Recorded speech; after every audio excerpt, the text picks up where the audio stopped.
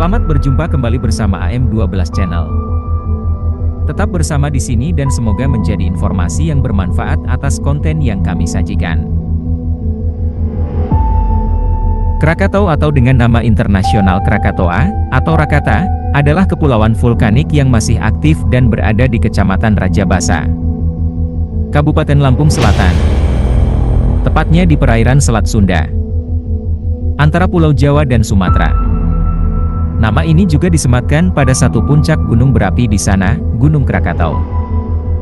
Gunung Krakatau pernah meletus hebat tahun 535 Masehi yang menyebabkan terbentuknya Selat Sunda. Hilangnya peradaban orang Pasemah Lampung dan Salaka Negara Banten selama sekitar 20 hingga 30 tahun. Ledakan Gunung Krakatau menyebabkan tsunami, langit gelap, dan cuaca dingin. Pada tahun 1680, pernah terjadi letusan juga. Peristiwa itu pun masih berlanjut terulang kembali yang menyebabkan Krakatau sirna lagi karena letusan kataklismik pada tanggal 26 hingga 27 Agustus 1883. Pada tahun 2019, kawasan yang sekarang merupakan cagar alam ini memiliki 4 pulau kecil. Pulau Rakata, Pulau Anak Krakatau, Pulau Sertung, dan Pulau Panjang, Rakata Kecil. Berdasarkan kajian geologi, semua pulau ini berasal dari sistem gunung berapi tunggal Krakatau yang pernah ada di masa lalu. Krakatau dikenal dunia karena letusannya yang sangat dahsyat pada tahun 1883. Awan panas dan tsunami yang diakibatkannya menewaskan sekitar 36.000 jiwa. Sampai sebelum tanggal 26 Desember 2004. Tsunami ini adalah yang terdahsyat di kawasan Samudra Hindia. Suara letusan itu terdengar sampai ke Alice Springs, Australia, dan Pulau Rodriguez dekat Afrika 4.653 km. Daya ledaknya diperkirakan mencapai 30.000 kali bom atom yang diledakkan di Hiroshima dan Nagasaki di akhir Perang Dunia Kedua. Letusan Krakatau menyebabkan perubahan iklim global. Dunia sempat gelap selama 2,5 hari akibat debu vulkanis yang menutupi atmosfer. Matahari bersinar redup sampai setahun berikutnya. Hamburan debu tampak di langit Norwegia hingga New York.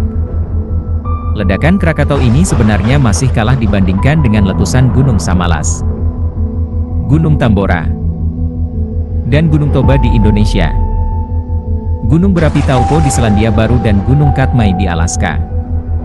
Namun, gunung-gunung tersebut meletus jauh pada masa ketika populasi manusia masih sangat sedikit. Sementara itu, ketika Gunung Krakatau meletus, populasi manusia sudah cukup padat. Sains dan teknologi telah berkembang. Telegraf sudah ditemukan. Dan kabel bawah laut sudah dipasang. Dengan demikian, dapat dikatakan bahwa saat itu teknologi informasi sedang tumbuh dan berkembang pesat. Tercatat bahwa letusan Gunung Krakatau adalah bencana besar pertama di dunia setelah penemuan telegraf bawah laut. Kemajuan tersebut sayangnya belum diimbangi dengan kemajuan di bidang geologi. Para ahli geologi saat itu bahkan belum mampu memberikan penjelasan mengenai letusan tersebut. Getaran akibat letusan Gunung Krakatau terasa sampai ke Eropa. Gunung Krakatau Purba. Melihat kawasan Gunung Krakatau di Selat Sunda, para ahli memperkirakan bahwa pada masa purba terdapat gunung yang sangat besar di Selat Sunda, yang akhirnya meletus dahsyat yang menyisakan sebuah kaldera, kawah besar, yang disebut Gunung Krakatau Purba, yang merupakan induk dari Gunung Krakatau yang meletus pada 1883. Gunung ini disusun dari bebatuan andestik. Letusan Krakatau Purba diperkirakan pada tahun 416 Masehi. Mungkin dapat ditafsirkan dari kitab Pedalangan Pustaka Raja Purwa yang isinya antara lain menyatakan, ada suara guntur yang menggelegar berasal dari Gunung Batuara. Ada pula goncangan bumi yang menakutkan. Kegelapan total, petir dan kilat. Kemudian datanglah badai angin dan hujan yang mengerikan dan seluruh badai menggelapkan seluruh dunia. Sebuah banjir besar datang dari Gunung Batuara dan mengalir ke timur menuju Gunung Kamula. Ketika air menenggelamkannya, Pulau Jawa terpisah menjadi dua. menciptakan Pulau Sumatera. Pakar geologi Brent George Escher dan beberapa ahli lainnya berpendapat bahwa kejadian alam yang diceritakan berasal dari Gunung Krakatau Purba, yang dalam teks disebut Gunung Batuara. Menurut Pustaka Raja Purwa, tinggi Krakatau Purba ini mencapai 2000 meter di atas permukaan laut, dan lingkaran pantainya mencapai 11 km. Akibat ledakan yang hebat itu, 3/4 tubuh Krakatau Purba hancur menyisakan kaldera, kawah besar, di Selat Sunda. Sisi-sisi atau tepi kawahnya dikenal sebagai Pulau Rakata, Pulau Panjang, Rakata Kecil, dan Pulau Sertung. Letusan gunung ini disinyalir bertanggung jawab atas terjadinya tahun ke-8 di muka bumi. Wabah sampar terjadi karena suhu bumi menurun. Sampar ini secara signifikan mengurangi jumlah penduduk di muka bumi. Letusan Krakatau Purba ini juga dianggap turut andil atas berakhirnya masa kejayaan Persia Purba. Transmutasi kerajaan Romawi ke kerajaan Bizantium. Berakhirnya peradaban Arab Selatan. Punahnya kota besar Maya. Tikal dan jatuhnya peradaban Nasca di Amerika Selatan yang penuh teka-teki. Ledakan Krakatau Purba diperkirakan berlangsung selama 10 hari dengan perkiraan kecepatan muntahan massa mencapai 1 juta ton per detik. Ledakan tersebut telah membentuk perisai atmosfer setebal 20 hingga 150 meter. Menurunkan temperatur sebesar Mei 10 derajat selama Oktober 30 tahun.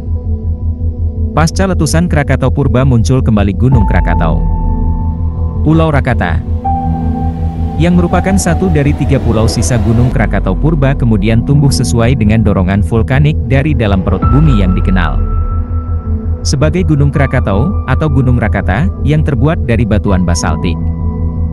Kemudian, 2 gunung api muncul dari tengah kawah, bernama Gunung Danan dan Gunung Perbuatan yang kemudian menyatu dengan Gunung Rakata yang muncul terlebih dahulu.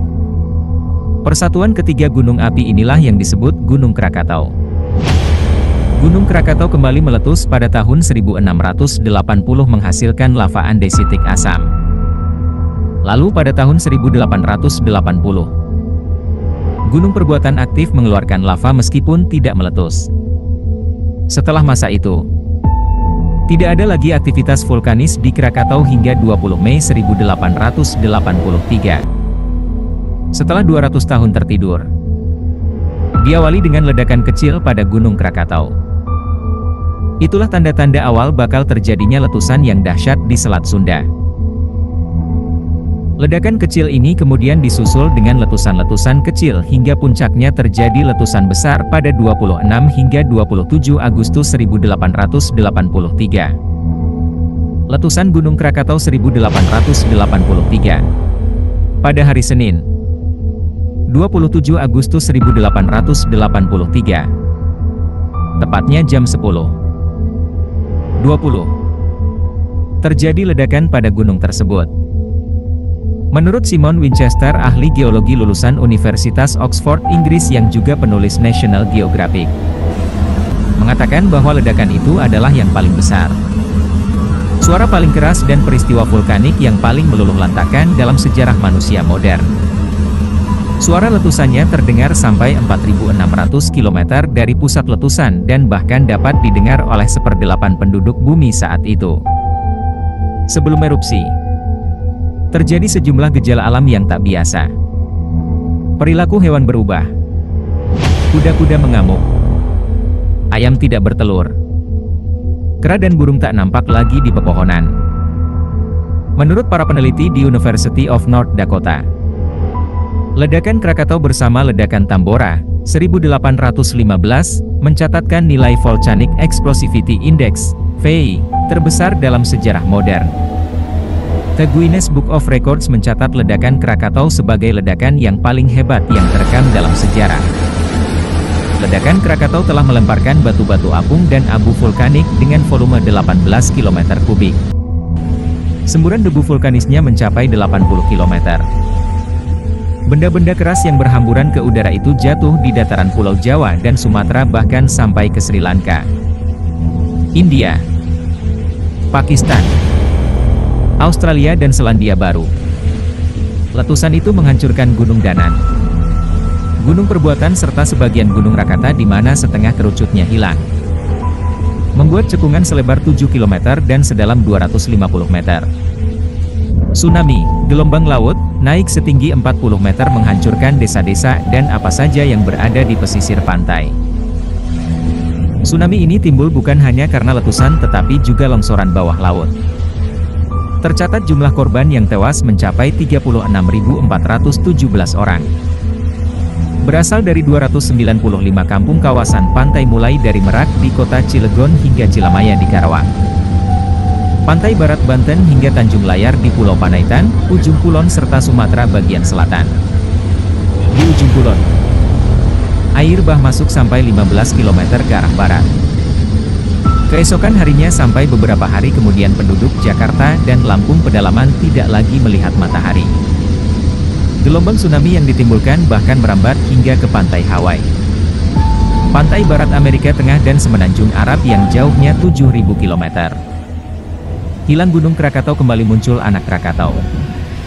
Terhitung mulai tahun 1927 atau kurang lebih 44 tahun setelah meletusnya Gunung Krakatau.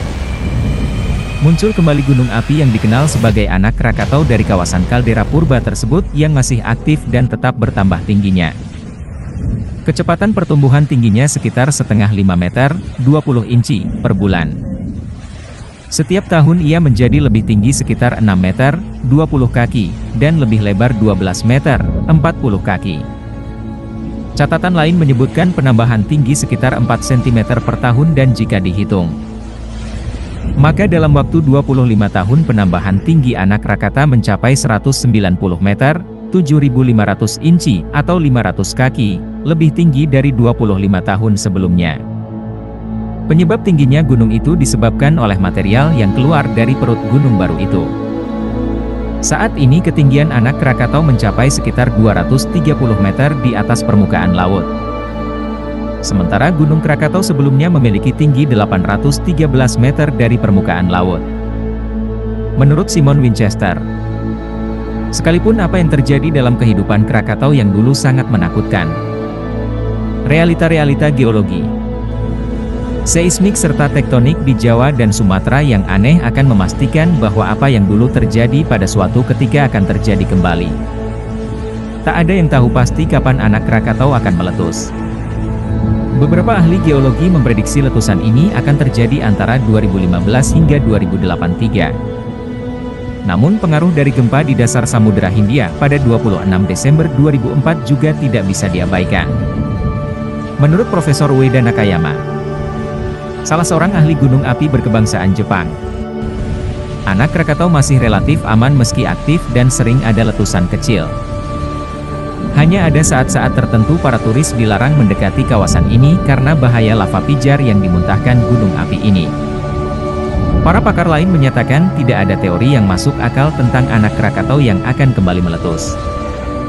Kalaupun ada minimal 3 abad lagi atau sesudah 2325 Masehi.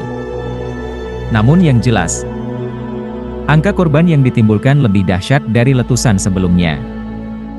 Anak Krakatau saat ini secara umum oleh masyarakat lebih dikenal dengan sebutan Gunung Krakatau juga. Meskipun sesungguhnya adalah gunung yang ada sekarang merupakan gunung baru yang tumbuh pasca letusan sebelumnya.